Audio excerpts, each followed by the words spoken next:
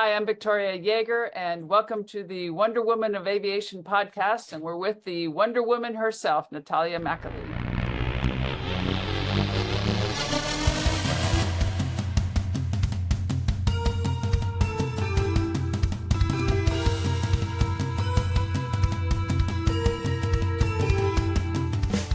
Thank you for that intro. Thank you for being on the Wonder Woman of Aviation podcast. Victoria, I want to start it out with introducing who you are. I like to ask my guests to describe themselves in an adjective, whatever flows. So if you could describe who Victoria Yeager is. Well, I was born in Philadelphia, and I've lived various places in the world, traveled around the world.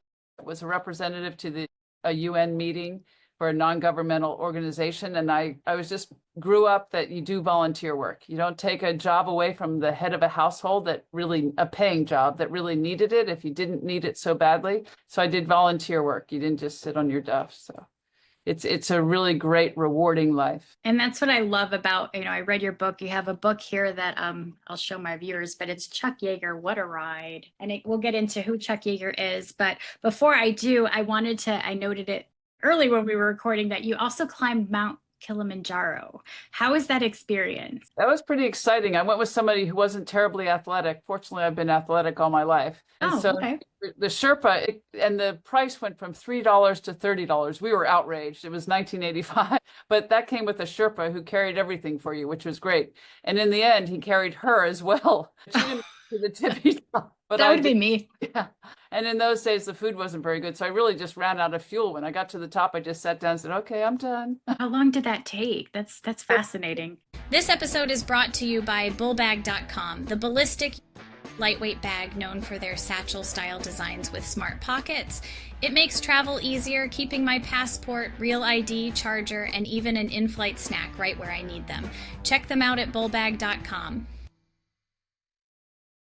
3.5 days up, and they tell you not to walk too fast so you can get acclimated. However, if I had walked any more slowly, I would have been going backwards, and I was always ahead, and my friend and I were always ahead of the pack. It was 3.5 days, and then you're supposed to go to bed at 4 o'clock in the afternoon, which is really hard to do suddenly. And then sleep till 12. They wake up at 12 and start hiking. And it's really hard at 15,000 feet because your chest is pounding and, lack of oxygen and all that. So yeah, that's one thing I learned when we were hiking out in Alaska. I mean, by no means is it Mount Kilimanjaro, but like literally I was winded and I work out every day and I'm like, I felt so out of shape, but it's the elevation. It's so much but it's so worth it. Oh my gosh. The views are amazing, I'm sure. Absolutely. It being on top of the world or almost on top. I thought about doing Mount Everest, but I heard that there were so many bodies and equipment littered everywhere. And I thought, no, I go to be. So yeah, well, that's cool. So the Yeager name, you're Victoria Yeager. For those that don't know who Chuck Yeager,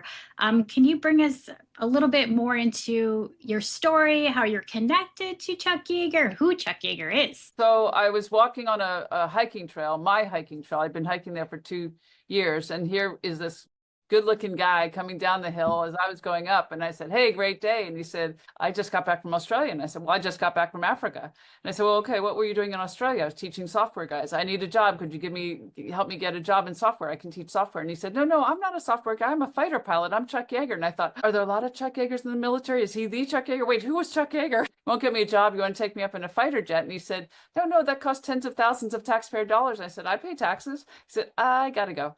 I said, okay. You won't give me a job. You won't take me. How about going hiking tomorrow? And he said, it's 3 o'clock. That's my truck down there. It's got an X1 on it. Do you know what that is? I said, nah, I used to be so good at school. No. And he said, it broke the sound barrier. I said, oh, that's right. That's you. I saw the movie. He still wasn't sure about me. He said, what movie? I said, The Right Stuff. And then I was okay. So we met the next day. We went hiking. We went flying. We had dinner. And that was just the perfect day. So that was it. Was that your first time flying in general when you flew with Chuck? Or? No, I had actually soloed when I was 21, when I was in college, but I couldn't find a good instructor. I asked the instructor, what do I do if the engine quits? And she said, oh no, I said, what do I do? How do I get into a spin? How do I get out of a spin? And she said, you get into a spin, you die. I said, well, okay, how do you get into a spin so I don't do that? And she wouldn't tell me. I wasn't a hot dog. I don't like spins. So 20 years later, I meet the guy that's his job getting in and out of spins. I've since done spins and they're no big deal. I did 4 in a row with a certified flight instructor. And he said, do you realize you just did 4 in a row? I said, well, you told me to. He's like, oh, Right. okay, most people wouldn't be able to do that. Oh, okay. Wow. Yeah. Did you ever get sick while flying with him, or was he? So every single, except when I was flying, even one time when I was flying, I felt a little queasy, but every Okay. single other time I was in a small airplane, I got sick. Yeah. And the only time I didn't was when I was flying with him. Even after I was flying with him, when somebody else was flying the airplane, I got sick. And by the way, his first 3 flights, he got sick. Really? Yeah. Yeah. Because, well, and then that's one thing with me that like, I'm so like afraid of heights, afraid of flying, but that's why we got the Luscombe. I like it, but kind of to get over my fear and the sickness too. And I've learned that the more you do it, the less you feel it. Correct.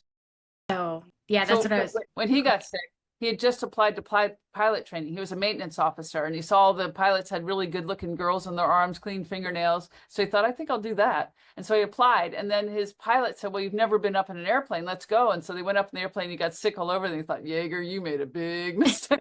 The pilot thing. But he overcame it. So. And that's one thing that you don't really think of, like that they do get sick. They Oh, yeah. are humans. They're not subhuman. Right.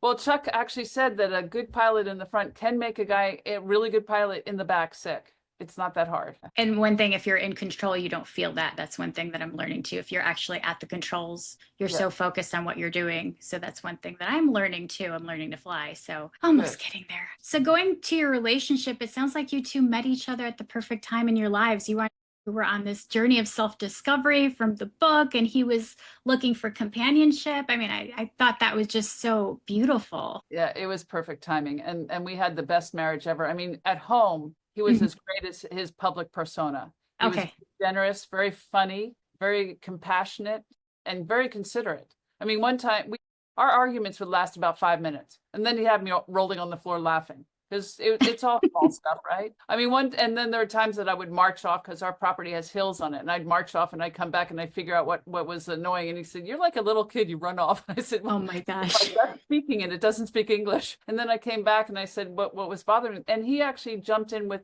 he was able to adjust, which was great. I mean, most people 77 in that generation.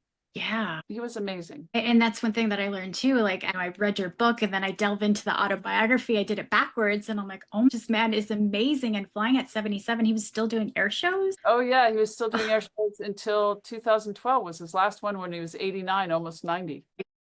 Yeah, he was flying P-51s till he was about 87, 88. And then he said, I just don't want to jump out of another aircraft. Okay, I get it. Because he had 3 more takeoffs than landings in an aircraft. I guess that's a good rule of thumb. Yeah. You said he wasn't any different. For me personally, because I am married to an airshow pilot, there is a differentiation between personality right before flight and the endearing husband that I know at home that's relaxed. Well, Chuck said, do not talk to him an hour before flight. Do not talk to him unless it has to do with that flight, that time, that moment. And what was great about Chuck too, what the maintenance guys and everybody really highly regarded him is he would fly maybe a P-51 day and come back and the next hour fly a different P-51, exact same everything, but he'd still tell the maintenance guy, check me out in this. Because every plane has its own poltergeist or whatever going on. He wouldn't just jump in and say, I fly airplanes and take off and say, no, check it out. He wanted to live more than he wanted to fly. That is another good rule of thumb. How many aircraft was he certified in? I'm sure there was countless amount of aircraft. For military, it was 361 different makes and models all over the world. Yeah. And when he was breaking the sound barrier, I mean, seriously dangerous. Yeah. That was one of 10 test programs in a month. I have 2 airplanes and I go back and forth and it's still, I have to really concentrate. I mean, I barely can do it. Yeah, that's one thing. My husband jumps from the commercial jet to the Luscombe to the show plane. And it's like, you have to like kind of just adapt, but he adapts really quick. So I can only imagine Chuck over 300 aircraft. That takes some really quick thinking. But remember, he also grew up with aircraft. Right. Yeah, that's one thing I'm learning in the autobiography. And for those who have not read the autobiography, I'm actually listening it to on audio. Good. I literally have so many books. I'm reading the Julie Clark book. I'm reading another one here, Bob Hoover. So it's just like, oh my God, it's so fascinating. I think I've opened up Pandora's box. Well, are you reading the modern audio version or the old audio version? It's the modern one. I'm not sure. I didn't know there was a difference. I own one that has Chuck Yeager speaking, Dennis Yeager speaking, and the narrator repeating some of the things they say. But that's Yeah. There's different voices. Yeah. Okay. That's the one I'm listening to. Yeah. It definitely paints a picture of the type of man that Chuck was, the type of environment that he lived in, and how relentless he was. And I mean, again, I'm fascinated by the story, and I'm fascinated by you. I mean, the fact that you flew with Chuck and you learned to fly with, well, you already knew how to fly, but you flew formation, or you learned to fly formation with Chuck? Well, I actually learned to fly with Chuck because Okay. I went through, I don't know how many CFIs, certified flight instructors, and they weren't good enough. In fact, one certified flight instructor said, "Oh, we should solo you." And I said, "What do I do if the engine quits?" "Oh, we haven't taught you emergency procedures." Like, yeah, I think that's a good idea. So Chuck, I finally went to, he didn't want me to learn because it's the most dangerous time. The instructor doesn't know when to take over or let you make a mistake. So I finally went to him in 2008, and everybody said, "You should learn just in case he gets older," and all that kind of stuff. But I promise you, till the day he died, I would have given him the controls if there was a problem. I mean, it was just so ingrained in him. So I went to him and I said, "Look, I need to learn how to fly, and I want you to support me in this." And he did, bless his heart. He came out to every single lesson, even on my cross country. He'd come out, and then he knew how long it would take, and he'd come back, but he'd also listen on the radio, make sure I was okay. Okay. And correct the instructor. But we also went through, with him, we went through 5 instructors till the 6th one, because he said they weren't good enough, they weren't safe enough, they weren't, and he was right. I didn't disagree with him at all. And so this one, he said, "Well, we can work with him." It sounds exactly like my husband. He's like, if you're going to learn to fly, you're either going to learn from me, or, you know, I have to choose the individual, which is another interesting question. Like, why did you choose to go through the CFIs and not, I mean, was Chuck a CFI, or was that like too much at that time? He'd been an instructor in the Air Force, and he was always instructing. In fact, when he would open air shows, and he always had an instructor pilot with him, it was required, especially when after he was retired for 20 years. And so he would have an instructor, and I'd ask the instructor, "Did you learn anything?" And the military IP would say, "Yeah, you know," he would say to me, "Why am I moving my stick around so much?" And the pilot said, I don't know. And Chuck said, "Here, son, let me show you something." And didn't move it at all, and just smooth flight. It was beautiful. And so this kid is telling me that. Even, you know, those arrogant test pilot fighter pilots, he's still looking up to Chuck Yeager, which was wonderful, actually. Yeah. So he is an instructor, but he didn't have the license, the civilian license, for me to get the proper hours. Okay, that makes sense. And it wasn't worth it for him to go get that just to teach me. But I mean, we got into just flying with him to Baron Hilton's ranch in Nevada. We got into some incredibly interesting situations. So one time we're flying over the Sierra, and we dropped a significant amount. And, you know, 10 minutes later, he's at the controls. 10 minutes later, he goes, "That was a pretty big drop." And I said, "Okay, how pretty big drop was that?" "Oh, 10, 20 feet. Yeah. Okay. Just chill, nonchalant. So, and then another time the wind picked us up and was throwing us into the trees just as we're landing, throwing us into the trees. I'm thinking, "Oh, is this going to hurt?" And then he cobs it, you know, just powers on. And we're going faster towards the trees. And I'm like, "Okay, is this going to hurt more?" Well, what he was doing, as you know, you're enough of a pilot to know, he's getting more wind over the wings, more control, and bringing it back, and landed beautifully. And then about 45 minutes later, after we put the plane to bed, we're driving home, and he said, "Ran out of aileron." Just calmly said that, which is the turning ability for non-pilots. Yeah. Oh, okay. That's something that my husband would do, like, after the fact. Right. Don't let you freak you out in the moment, but after the fact, this is what happened. Well, and the thing is, what I learned, because it's counterintuitive to add more power, right? Yeah. You want to put on the brakes and stop, and that's when you stall, and that's when you're in real trouble. So now I know if it's not working, put on more power, get more control, and then sort yourself out. The other great thing is when we were landing at Marysville. Now Marysville it's almost a 7,000-foot runway, about 200-foot wide, I think, and it was very wide, very long. And the plane, I was in a tail dragger. Chuck was in the back seat, letting me fly in the front, and it suddenly just went right. And I was afraid to put too much left rudder, make it go left, because I was afraid it'd be too quick and we might hit the wing. So I took off, and then I started to go around, and he said, "Where are you going? And why don't you just land?" Which now I would do that. Now I would come back and just land on this 7,000, I mean, plenty of runway. And I said, Right. All I said to him, "It's my comfort zone." And he respected that. I'm sure he held his breath the second time I tried to land on the floor of it. In fact, when I take friends flying, after I land, I hear this in the back. That's amazing that he just let you do your thing. And then, well, why did you do that? didn't grab the controls, and yeah. Right. Wow. He sounds like he was a great teacher, a great husband, just an overall great human being. Gosh. And if he was your friend, he was the best friend you could ever possibly have. Yeah, it sounds like it. And you traveled, you mentioned, your travels, you traveled to Chile, Mexico, Alaska, Australia, Africa. I mean, just so many places over the years. Was there a particular trip that both you and Chuck were, I guess, the most happiest at, or like that was your place? Hearing Victoria talk about her travels with Chuck reminds me of my last trip to Alaska with my husband. We went hiking, drove into Anchorage, picked berries in Palmer, and stopped at so many trails. And the whole time I had my bull bag with me.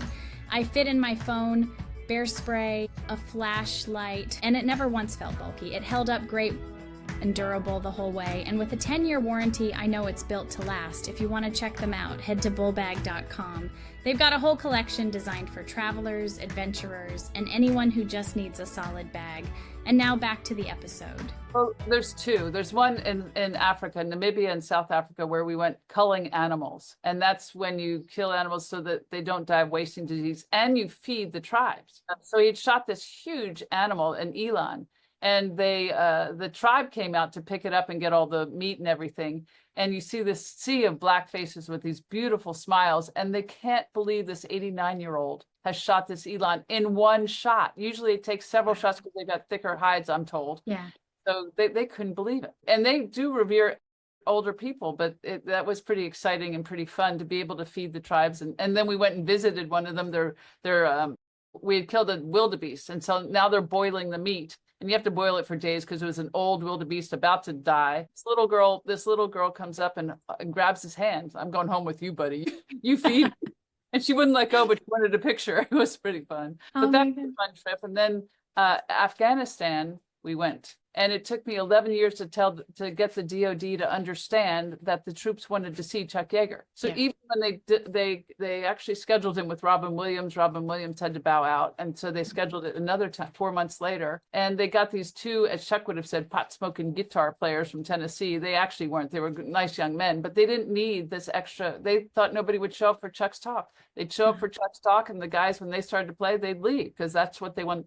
In fact, one of the, I can't remember which base we were, but I was going to the ladies' room. You need to be escorted to it. It was very yeah. I've been to bases. And this kid comes running in. It was the spring surprise. What did they call it? The spring. Anyway, so he's coming in from having fought out in the field, and he goes, "Did I miss Chuck Yeager? Did I miss?" I was like, "That's what you were thinking about the whole time. You're surviving, okay." And so I said, "If you wait a second, I have to go to the ladies' room, and then I'll take you back." And I took him back to meet Chuck, and that was just special. And then he'd hang out with the guys because these were fighter pilots. And that's what he was. And that was his core. More than a test pilot, was being a fighter pilot. So he was hanging out with his people. And it was important for me to make sure he got around his people as often as possible. Right. I can only imagine. I mean, when we're at shows and I see the fans run up to my husband, like, it's a feeling that it's indescribable. You're so proud of them, and you just want to do everything to accommodate. How did that make you feel, knowing that you're with, the Chuck Yeager, that was your husband, but like seeing other people go up to him and just admire him? So I have to correct you. What he would say if somebody said, "Are you the Chuck Yeager?" He'd say, "There's no "the" in my name." No, it was such a fascinating, different life. I mean, I met him when I was 41, and a lot of my friends said, "You're losing yourself." I said, "No, I'm still here. I'm just doing different things. I've done all those things up to 41. I'm good. I'm having a whole new adventure. It's terrific." And so it was lovely because it was inspiring. I've already said, volunteer work, helping others. He just being there was helping others and inspiring. People don't know how much charity work he actually did. We didn't use it for advertisement and marketing, which a lot of celebrities do. We just went and did it. So he supported Down syndrome folks and group homes, and he supported fish habitat and conservation. He actually even helped women in trouble, domestic violence groups that would help them. So he was amazing. But he as I'm advertising it now just so you know who this man was, but he never used it that way. So that was always brought up. If you do talk about volunteering, you're supposed to be advertising the group that's helping people. Exactly. Not the fact that you're doing it. No, that makes total sense. Like, that's exactly what we do. We don't advertise that we're doing it, but we're actually promote the organizations. We'll get their social media. Like, what can we do to help support you? So that makes total sense. And using your platform. Yes. And that's what That's what society pages used to be in the old days, was just promote that kind of thing. But now society pages are who was at what event. Right. And over the years, you and Chuck met so many remarkable people as well. Nelson Mandela, President George and Barbara Bush, like so many Hollywood stars. Was there one person that you wish you would have met that you didn't meet? Oh my goodness. Well, we almost met James Garner. Well, I actually had met him before, just briefly, but he was a pretty stellar guy and a down-to-earth guy. I think Chuck would have enjoyed meeting him, but by the time we met him, he was older and having a little bit of trouble, so we didn't quite get there. I can't think of anybody else, because who do you want to meet? Chuck Yeager. Chuck Yeager. So I'm good. In fact, it was funny. We were at the California Hall of Fame, and Chuck and I had walked in, and there was a group of people that didn't really welcome us or whatever, but one of them was holding court. So it was Warren Beatty, Annette Bening was holding court, Joe Montana, and a few other famous people. So we sat down at the table next to them. Okay, fine, we're fine. So this woman said, may I sit at your table? And honestly, what goes through my head is terrible. I was thinking, I don't know, are you interesting? Are you going to be annoying? I don't know. Okay, you can. Do I want you here? So she sits down and said, oh my gosh, do you see who's at the next table? Oh my gosh. And I said, do you see who's at your table? So then she looked more carefully at Chuck and me, and she then went back to Chuck and was like, oh my God. And so people came running in to see Chuck and not these other Hollywood types. Yeah, it sounds like he was quite humble. Like he was just like, okay, if you know me, you know me. If you don't, right? You don't. People want to shake his hand. He'd say, what do you want? Money? What is that? Why do you want to shake my hand? That was pretty. And he flew Make-A-Wish kids too. So he did. Okay. And then we put in, I instigated where we did a second flight, and we would take the families, because as you may or may not know, when somebody's ill, the whole family it's tough for all of them. So just to take the one kid flying is great. And then the pictures are lovely. Ben Hilton, we got Baron Hilton, who was a photographer in the Navy when he was during World War II. We got him to go along. So he took all these pictures, and it's Chuck. You've seen these with airplanes where you're the pilot, the co-pilot, and they're looking back, right? So you have kids with these huge smiles, just so thrilled to be flying with Chuck Yeager. And they were in a tri-motor. So Chuck would say, okay, push forward and, we'll go down. So they really hard push forward. And then Chuck was saying the kids in the back were up in the ceiling probably. Gosh. Was that at EA? Yeah, I read that in there. I was like, oh, that is so cool. We were on the tri-motor. My husband took me for one of our anniversary rides. It was so amazing. Like, oh one of the funny stories, Chuck was flying the tri-motor, and it was really hot. So I asked Baron, and Carol Shelby was a big race car driver, well known in his day. I asked if I could sit in the car. It's a little shy around. I didn't know those guys. It was early on in my relationship with Chuck, and so they said, sure, you can sit, sitting in the back. And so they're talking, and I'm quiet. And then they're looking at a plane, and they said, is that a mail? Yes, postal mail. So is that a mail plane? And they said, yeah, I think that's a mail plane. And they're going back and forth. And I said, can you tell the difference between a female plane and a male plane? And they all went quiet. Oh my God, we got a stupid one. It's like, that's a joke. I'm going to play in on this. It sounds like, oh my gosh, she has so many stories. And that's one thing just reading the book, I flew right through it. I was just like going on the adventures with you. You guys had so much fun together. Oh, yeah, it was great. So, and what a ride comes from what he wants on his tombstone, which there won't be a tombstone because we cremated per his wishes.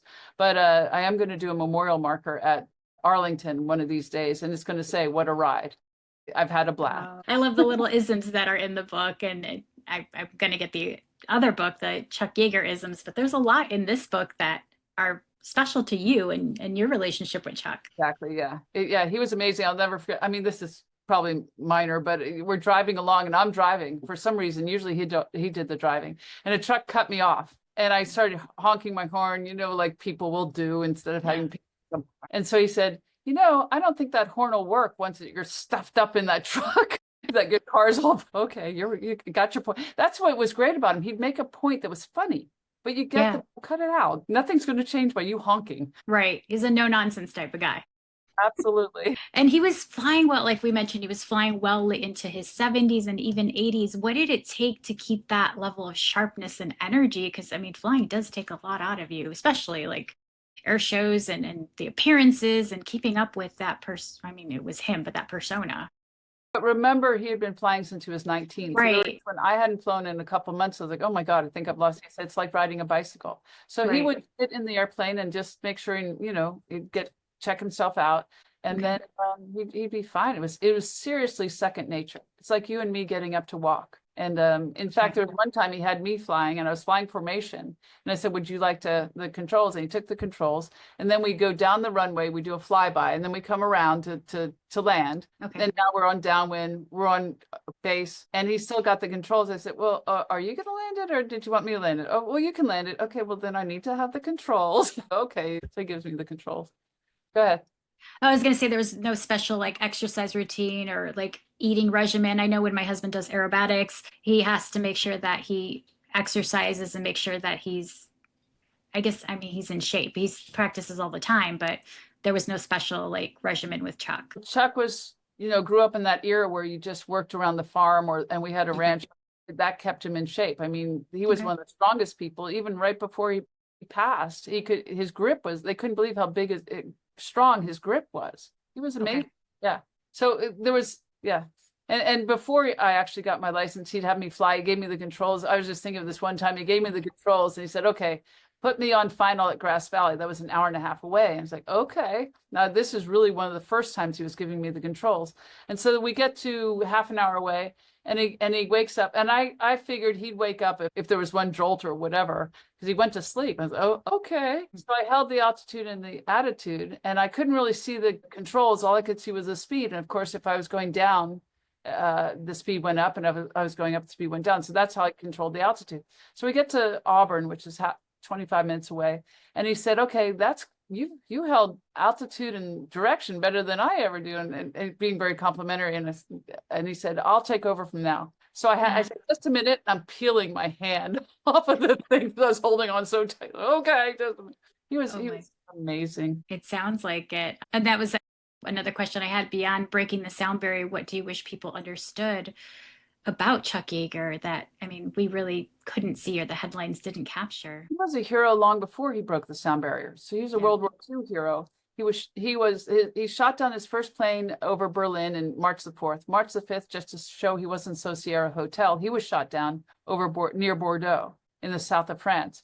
And he hit out with the Maquis, the French underground. And he actually helped them. He helped them build explosives. They had been dropped all these supplies. They didn't know how to do plastic explosives, so he showed them how to do it. And we found out many years later, 2018, 2019, that his bombs had actually blown up bridges that stopped the Germans in the south from hearing about D-Day in the north. But anyway, so then they had to get him out of the area because the Gestapo was coming to town. So it was early, that there was still snow on the mountains, but they had to get him out. So he's climbing over the Pyrenees, 3 foot of snow, can't see 2 feet in front of you. And he and this other guy get ahead of the pack, and the other guy gets wounded. He just picks the guy up. He'd have to have shot him, because if the Germans caught him, they might give away what was going on, or carry him. And he just picked him up and carried him up and down the Pyrenees for about 20 kilometers in 3 foot of snow. Now he never really talked about that unless he was giving a talk and somebody asked, but nobody really ever knew about that. He saved his life. He saved his own life. But as he said, and the Germans were at his heels. Yeah. Sounds like, he was selfless for sure. Oh yeah. Well, it's right in front of you. That's what I'm going to do. He said that there ain't a German in the world can catch a West Virginian in the woods.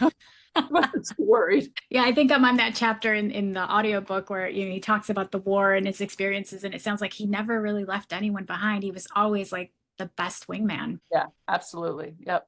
And then he was, he'd been court-martialed because before he went over to fight, he was in the desert and he had guard duty at night. And so it was really kind of boring. It was the desert, it's Tonopah. And so he's showing this guy how the gun works, almost a cannon-like gun. So he shoots it, and then some rancher says, oh, that was my horse. They were actually wild horses. But because there's no internet, it never caught up to him, and it was war. So he was the flight officer leading the whole group because he had the best eyesight ever. And how he had the best eyesight is he exercised them. And you can do this too. He would look out 50 miles on the ground, and then he'd bring his eyes up to the air, and then he'd let it focus back down to 20 feet, which is our natural distance. And in that way, he'd see where the enemy was, but he'd be exercising his eyes.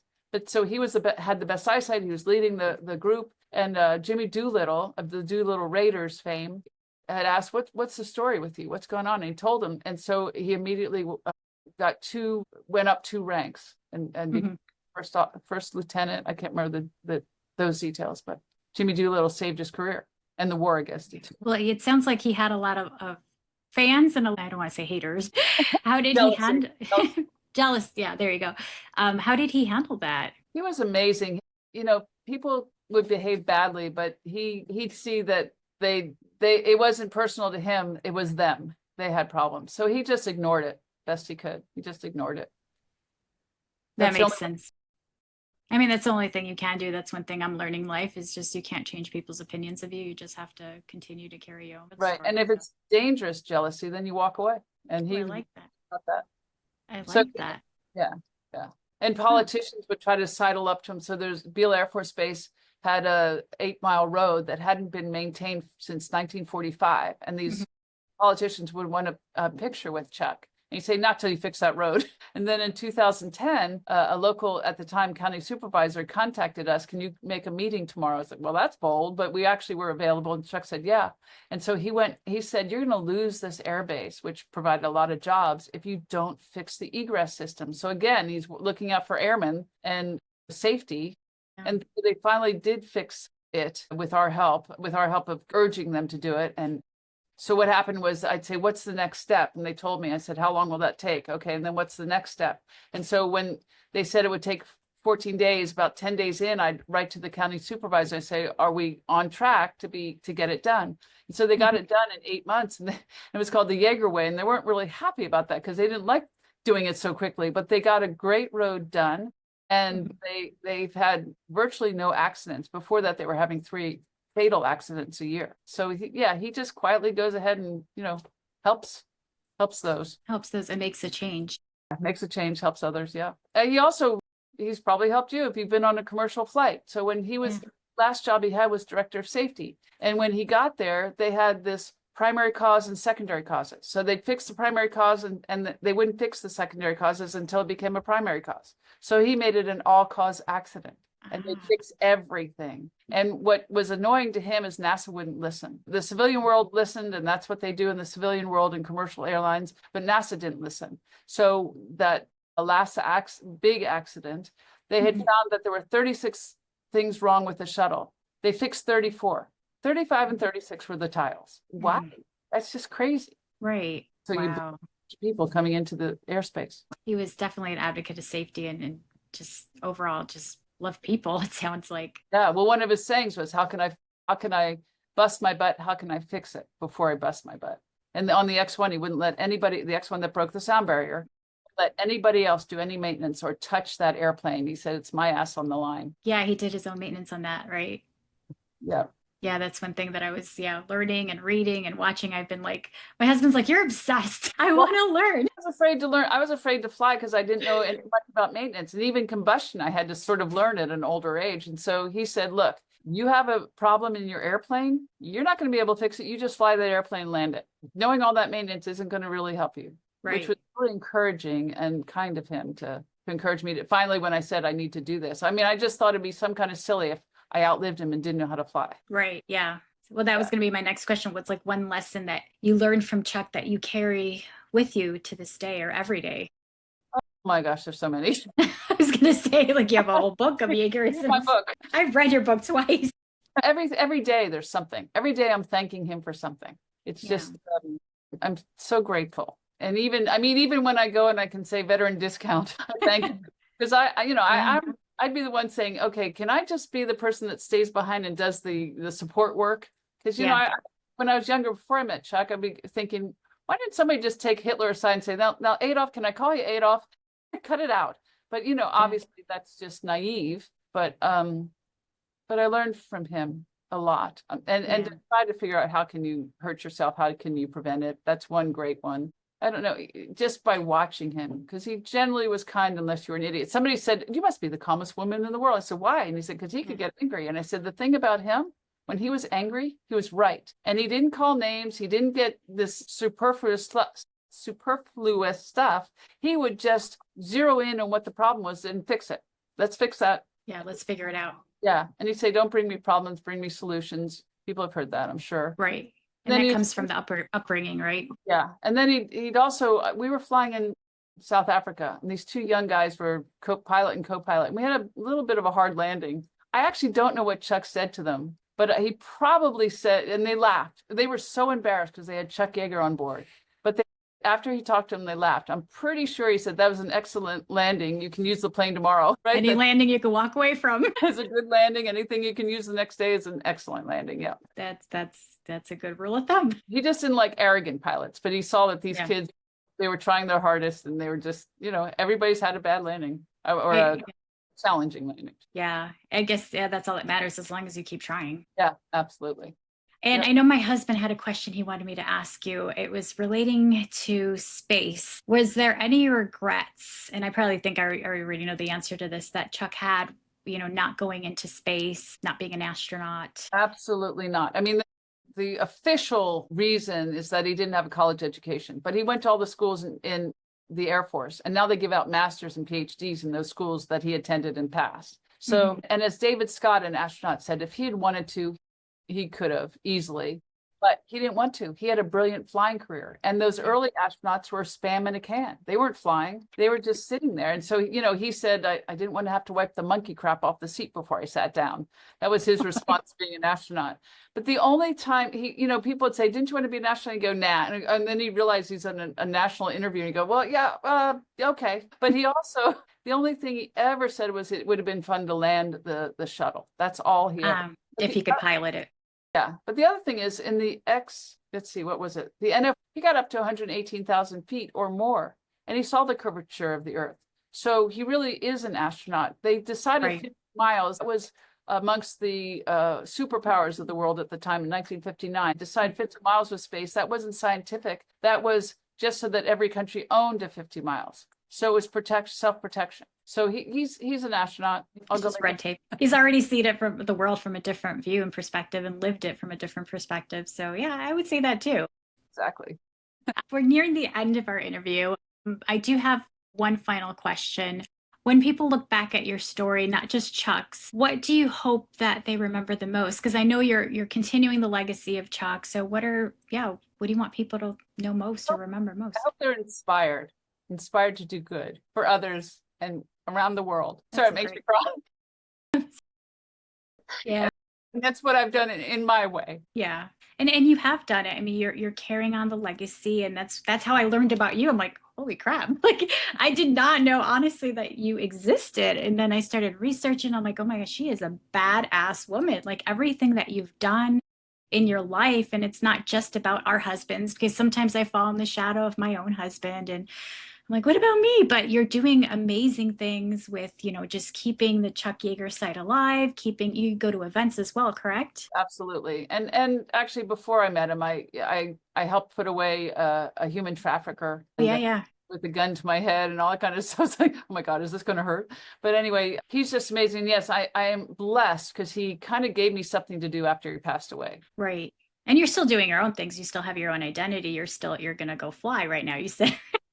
You're still flying. I love that. Well, same with you. I mean, you put yourself out there. You're not just sitting at home. You're out there podcast. You're figuring out all sorts of different things to do, and you're amazing as well. Oh, thank you. Thank you for sharing your stories today. This was amazing. I'm so glad that I did my research and I found you, because you're not that hidden. I just had to find the right time to see you, and it led to other stories. Like, I am interviewing Julie soon. Good. After she gets her award. I reached out to an astronaut in Ochoa, so I'm gonna delve into space. This journey is taking me into this whole new world. I mean, I was doing it before, but now I'm like, holy, what did I get into? And don't forget Peggy Chapin. She's a powerhouse. Yes, yeah, she is. Yeah. I was reading a little bit about her, and I'm like, okay, I can't wait to learn more. Yeah, I'm definitely going to reach out to her. Well, thank you for being on the Wonder Woman of Aviation. Thank you for sharing your stories. Thank you for writing this book. I mean, I can't wait for my husband to read it, and then we can share our stories. We're literally fighting over the shirt right now, by the way. So he has his book. I have my book. For those of you that have not read the book, I'm going to put the link on my podcast so you can buy this book and learn more about Victoria, about her journey. What a ride with Chuck, and check her website out. Oh, one more thing. There is a Chuck Yeager Day, right? Yes, General Chuck Yeager Aviation Day, September 27th at Millwood, West Virginia. It's at the Jackson County Airport. It's going to be a lot of fun. Come on out. We have all sorts of things. We have flight simulators. We have remote control. We actually have a remote control airplane air show, and we're trying to get the 9 with the X1. model, but there's going to be, 3D printers and drones and static aircraft. It'll be pretty fun. Come on out. I wish you could come. Come on. I'm sorry. There's also another book I owe you, 101 Chuck Yeager-isms. That's a lot of fun. It's for people who don't like to read. You just open up, there's a line and there's an explanation if it needs it behind it. And it's very fun. And you wrote that with Chuck? Well, I wrote it with Chuck because it's his sayings. Right. Okay. Well, I can't wait to read that too. Yeah. Like this time I saw a jet, I shot it down. How many people can say that, right? Not many people could say that. And it's just so matter of fact. That's amazing. Well, thank you. Thank you again for being on the Wonder Woman of Aviation. And for those of you listening, stay tuned. See you next time.